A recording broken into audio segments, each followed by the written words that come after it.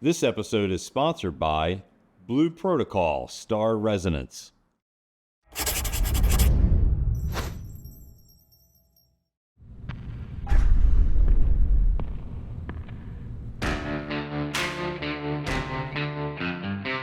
I'm Kerry Stagmer, and we are the Blacksmiths of Baltimore Knife and Sword.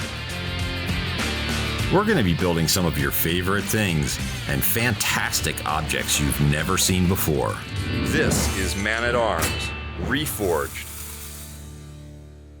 Previously on Man-at-Arms Reforged, we got our hands on a gun barrel from the iconic military aircraft, the Fairchild A10 Thunderbolt, also known as the Warthog. We took that barrel, forged it down to a billet, and then asked you, the viewer, to tell us what we should forge from this unique material. Well, you guys didn't disappoint. We received so many great ideas, like a tomahawk or the K-bar, but one idea really stood out the most for us. So today we'll be forging a Boar Spear that is powerful with lethal range and also pays homage to the Warthog name. So let's head into the shop with Forged in Fire champion Derick Kemper.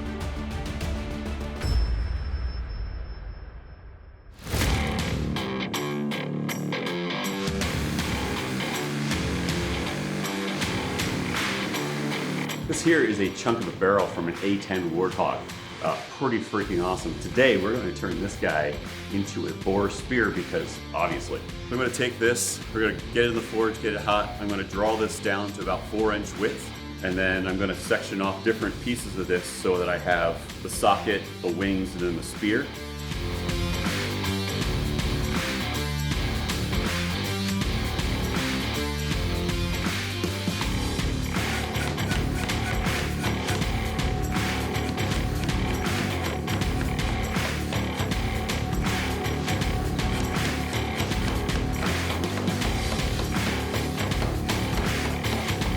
One of the problems of working with material you're not exactly sure about is you're not sure how it's going to move under the hammer. We know that there's some kind of chromium situation involved in the rifling, and we want to make sure that doesn't just peel away because it's clearly dissimilar materials.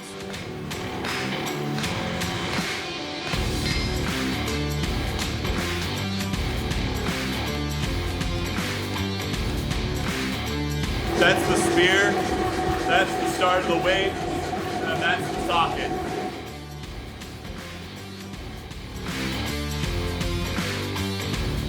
So while Derick continues drawing out the spear, let's hear more about today's sponsor, Blue Protocol Star Resonance. Endless exploration and adventure await you in Blue Protocol Star Resonance, a visually stunning free-to-play MMORPG set in an anime-inspired world. Create your character, choose your playstyle, and customize your look before exploring the open world of Magna, a beautiful and vast land filled with countless resources to gather and monsters to battle. Whether you enjoy immersive PvE combat or looking for something more casual with friends, Blue Protocol Star Resonance offers a dynamic adventure for everyone. And now with all the new content, this is the perfect time to join. Download Blue Protocol Star Resonance for free and use the code in the description of this episode to experience the events of Season 1, Part 2. Like the Dragon Shackle event, a 10 to 20 player raid where you battle a mighty dragon boss to earn exclusive rewards. Earn daily login rewards during the 15-day Voyages Memento event. And customize your character with new outfits and mounts, including Core Drive, Envoy of the Night, and Xeno Mimic outfits, as well as the futuristic Hyper Impulse mount. So don't miss out on this exclusive event. Use our unique code in the description to begin your journey through the visually stunning world of Blue Protocol Star Resonance. Adventure awaits.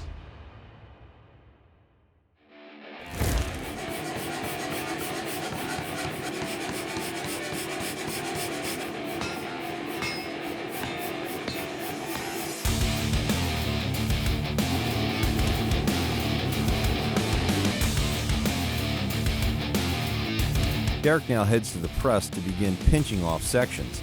This is going to allow him to separate the area that will become the blade and the socket. He also has to give some consideration to the wings that are going to be forged in the side.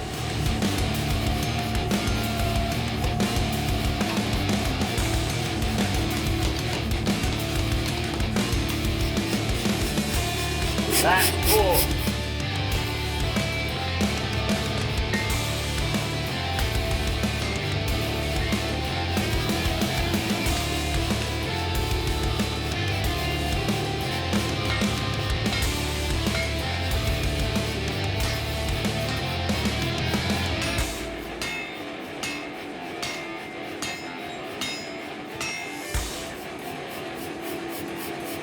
Derick now uses a spring fuller under the power hammer. For this use, it allows us to move material much quicker and pull it out in the direction we need it to be.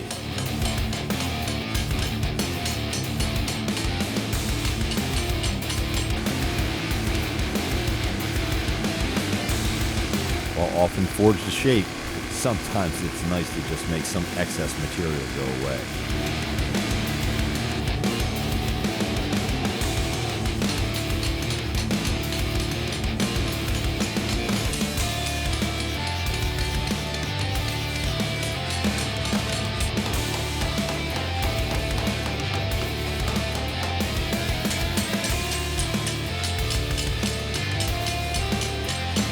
Opposite of what you saw him do with the spring fuller earlier, which was to drive the material down, he's actually flattening it out more, but it's not so much flattening as it is thinning. That way he can make the end of the socket broader.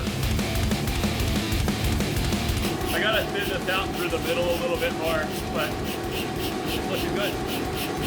Good shape. Nice. All right, so this is the rough forging. I've got the spear defined. These are going to be the wings, and then this is the socket. So the next step here is I'm going to cut out so that I can form the socket. And then we're going to heat this section up. We're going to draw these wings out, and then we can come back and forge the socket, and then final forging and cleanup.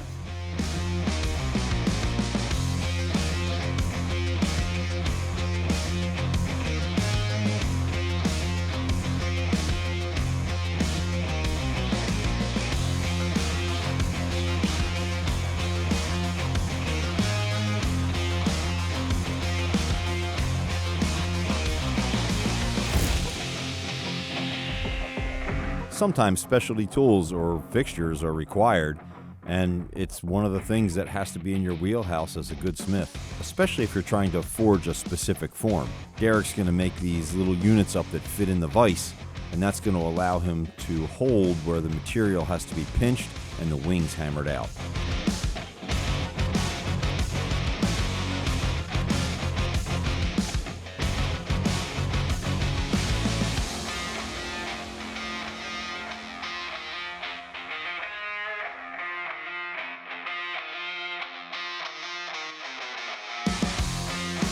With the spear tip held securely, he can now drive down this hot material and create the wings.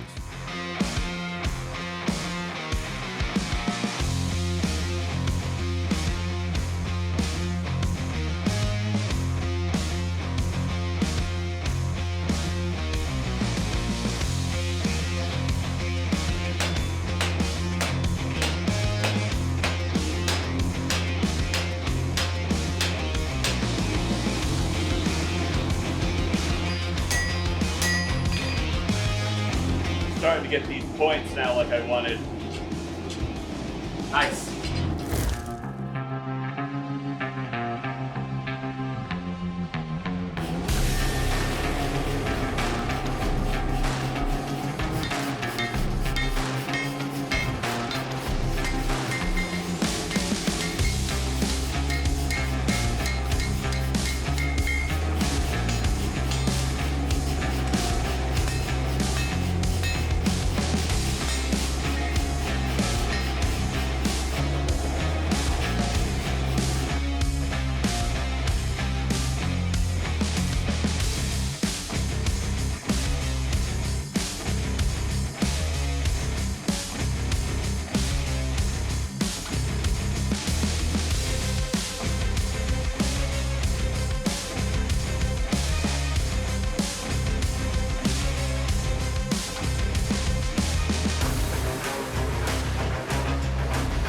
This radius bottom tool is called a hardy.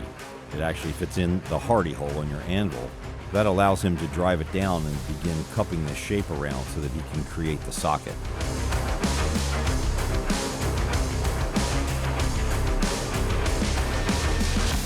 Sometimes creating complex forms requires some kind of complex die.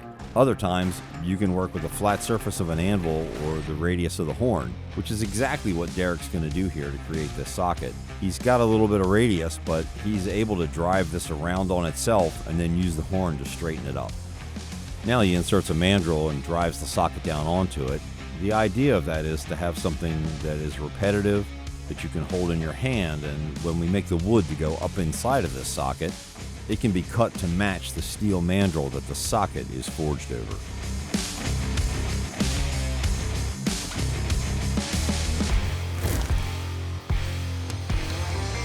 Now that we're finished with the primary forging, it's time to rough grind the spear. Not knowing what this material is, and knowing that we've got some weird overlapping with that rifling, forging it thin is probably not a good idea, so we'll get in with the grinder and get this cleaned up.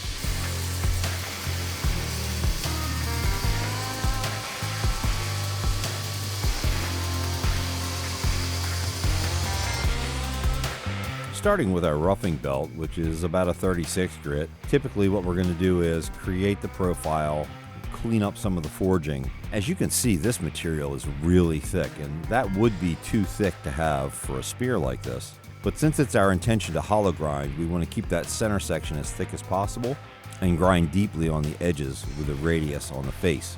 That's going to make this thing much, much lighter.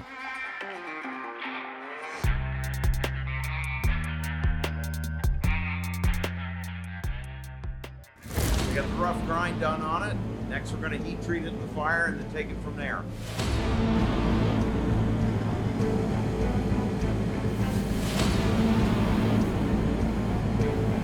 I'll mess around, getting it in and out, moving it around, and heat it up evenly. It's always a little risky trying to get the ultimate hardness when you're heat treating unknown material, but you're relatively safe to get that in that 1550 to 1600 degree Fahrenheit range, and then take it into oil.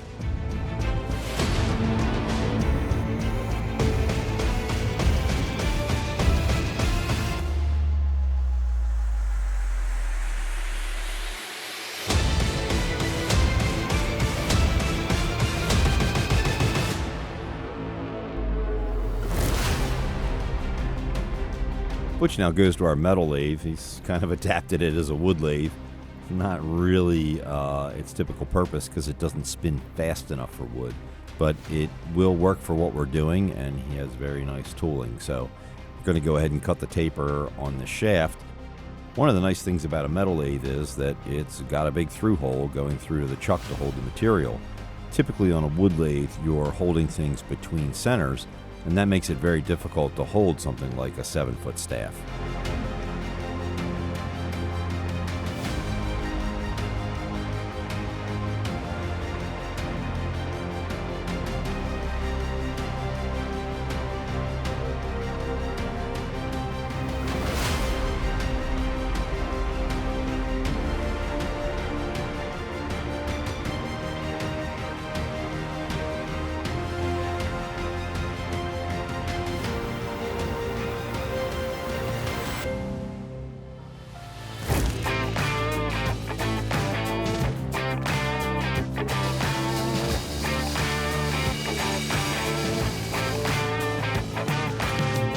Working sideways on a radiused wheel like this will create a hollow grind. There is a lot of truing up of the material as you go, but it does leave you with a very nice surface. And then to get the polish, all we do is change grits, go up to a finer and finer grit so that we can draw this through here and get the finishes much more consistent.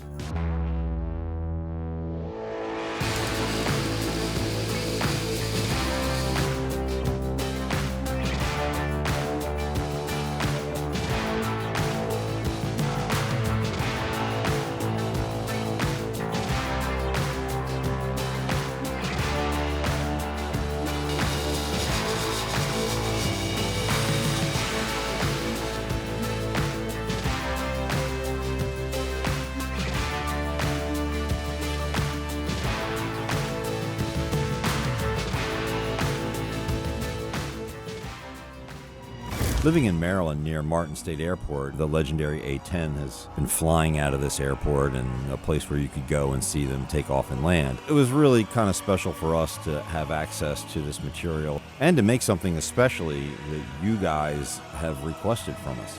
This guy started life as a barrel. We were able to preserve a lot of the visual look of the rifling on the inside and make a completely different weapon.